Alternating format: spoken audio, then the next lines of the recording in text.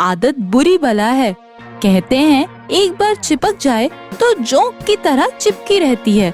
जूता चोर चुड़ैल का भी यही हस्र था। मंदिर से जूते चुराने पर जो गुलैल की गोली लगी थी, उसका दर्द वो भूलती जा रही थी। चोरी के अपने ही मजे हैं। बिना कोई मेहनत किए बड़ा दाव हाथ लग गया तो महीने भर का चैन।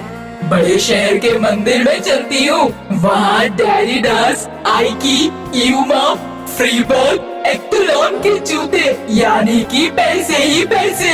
उन पैसों से इंसानों की तरह रेस्टोरेंट में मटन बिरयानी, वाह! वहीं जाके तेरा जमा लूंगी, मगर होशियार रहना पड़ेगा, कहीं पिछली बार की तरह पकड़ी ना जाऊं।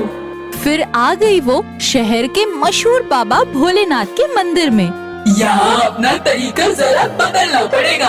पहले की तरह गायब होकर नहीं, खुलेआम लड़का बनकर नंगे पाँव अंदर जाऊं। फिर लौटते वक्त एक जोड़ी ब्रांडेड जूते पहनकर बाहर आऊं और बिंदास मूड बनाए निकल जाऊं। जिसकी गई उसकी गई। चुड़ैल ने धीमे से ताली बजाई। वो एक लड़का बन गई। वो नंगे पाँव मंदिर के अंदर गई।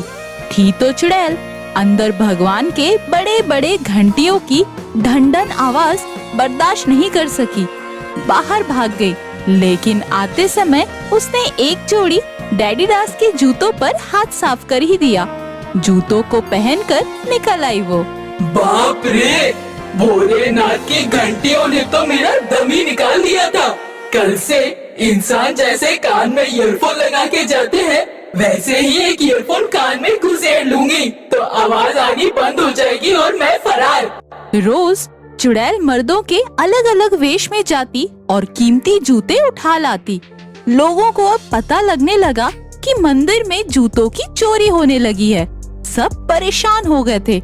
मंदिर में एक कॉलेज में पढ़ने वाली लड़की आती थी। उसका नाम था निकिता। मंदिर में तो सीसीटीवी लगा हुआ है, चोर तो पकड़ में आ जाना चाहिए था। हम पुलिस के साथ कई दिनों से सीसीटीवी का फुटेज देख रहे हैं, लेकिन उसमें तो हर रोज एक नए चेहरे को चोरी करते देखी जा रही है। पुलिस मामले की छानबीन में लगी है, अभी तक हाथ कुछ नहीं लगा। अंकल, अगर आपको ऐतराज ना हो तो क्या मैं फुटेज देख सकती हूँ? मुझे क्राइम सुलझाने में दिलचस्पी है। हाँ हाँ, क्यों नहीं, ये मंदिर तो तुम्हारा भी है। फिर प्रेसिडेंट ले गए निकिता को सीसीटीवी मॉनिटर रूम में। सीसीटीवी का फुटेज चला और निकिता ध्यान से देखती रही। मिल गया अंकल, ये देखिए, रोज रोज जूतों की चोरी अलग अलग शख्स कर रहा है, लेकिन सबके कानों में ईयरफोन मस्ट है और वो भी व्हाइट कलर का। हमें इसे व्हाइट ईयरफोन वाले आदमी को पकड़ना है। मंदिर में कोई ईयरफोन लगाए नहीं आता, सिर्फ जूतों की चोरी करने वाला अलग अलग आदमी ही ईयरफोन लगा के आ रहा है। अगले दिन मंदिर और पुलिस के लोग मंदिर में मुस्तैदी से तैनात हो गए। निकिता भी उनमें थी, एकदम चौकन्ना। बड़े बड़े घंटे और घड़ियाल अपने पूरे दम पे बज रहे थे। आरती चल रही थी।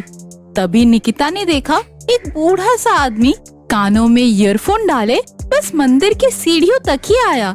निकिता ने कूदकर उसके कानों से ईयरफोन खींच लिया। वो चुड़ैल थी जो आज बूढ़ा बनकर आई थी। अरे मार डाला रे! घंटे घड़ियालों की आवाज चुड़ैल बर्दाश्त नहीं कर सकती। कहती हुई वो घुटनों के बल गिर पड़ी। धीरे धीरे उसमें बदलाव आने लगे। बूढ़े का रूप गायब होता जा रहा था और चुड़ैल का खूंखार रूप प्रकट होता जा रहा था। अरे अरे, ये तो चुड़ैल है! बजाते रहो घंटे। चुड़ैल ऊंची तीखी आवाज बर्दाश्त नहीं कर सकती, ये भागेगी जरूर। चुड़ैल ने बेचैन होकर अपना सर धरती पर दे मारा। उसके माथे से 7 जोड़े चुराए जूते निकल आए। चुड़ैल लड़खड़ाते हुई उठी और हवा में हाथ मारती जो भागी, फिर वो कभी नहीं दिखी। भागलपुर नामक एक छोटे से शहर के पास एक गांव है सांगली।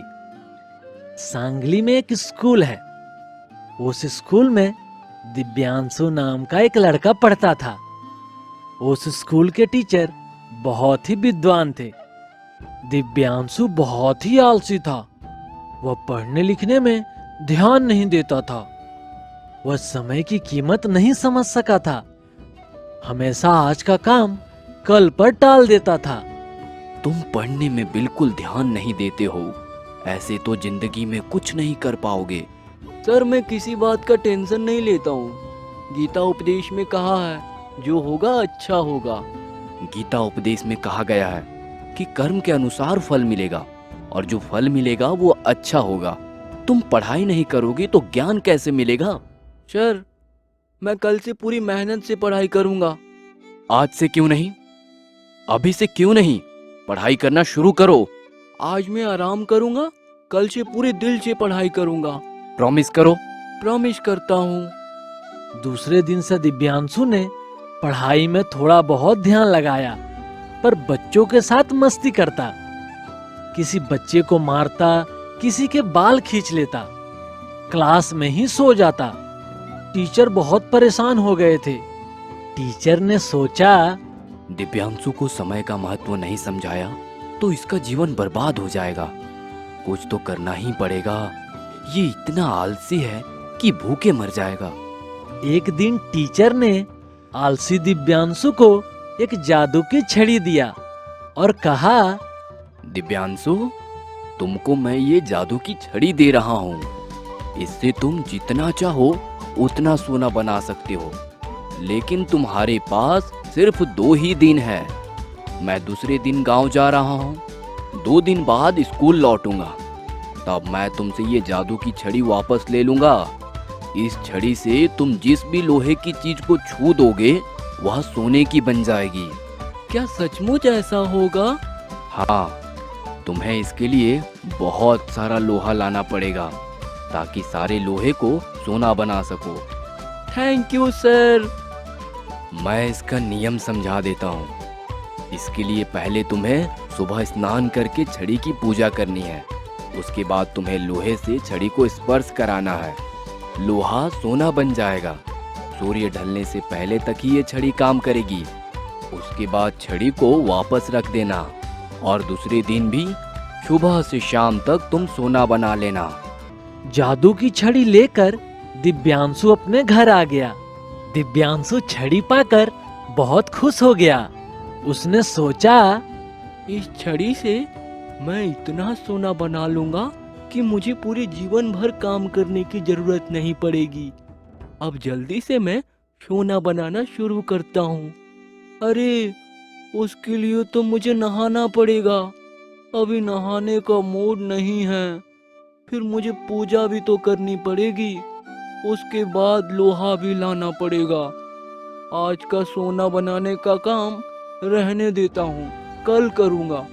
अभी मेरे पास 2 दिन है। एक दिन तो आराम कर लेता हूँ, अगले दिन सोना बना लूंगा। यह सोचकर वह सो गया। एक दिन उसने ऐसे ही बर्बाद कर दिया। दूसरे दिन सुबह सोकर जब वह उठा तो उसने सोचा, आज बहुत सारा लोहा लेकर आना है और उसे सोना बनाना है। पहले नहाकर पूजा करना पड़ेगा। जल्दी से नहा लेता हूँ मैं। वह बाल्टी में पानी भरकर खेलने लगा। आराम आराम से नहाने में समय बर्बाद करते जा रहा था। नहाने के बाद जादू की छड़ी का पूजा किया। उसे भूख लगने लगी। दिव्यांशु ने सोचा, सोना बनाने से पहले खाना खा लेता हूँ। पहले पेट पूजा, फिर काम दूजा। फिर काम करूँगा और शाम तक करता रहूँगा। उसने पेट भर खाना खाया तो उसे नींद आने लगी। अब वह सोचने लगा, कुछ देर सो लेता हूँ। सोना बनाने का काम तो छोटा है, शाम होने से पहले कर लूंगा। वह लेट गया। उसे नींद आ गई। शाम हुई और उसकी नींद खुली। सूर्यास्त हो चुका था। उसके टीचर आए। टीचर ने दिव्यांशु से कहा, दिव्यांशु, मुझे उम्मीद है कि तुमने सारी जिंदगी भर के लिए सोना बना लिया होगा। अब रात हो चुकी है, 2 दिन पूरे हो गए हैं, इसलिए अब वो जादू की छड़ी मुझे वापस दे दो।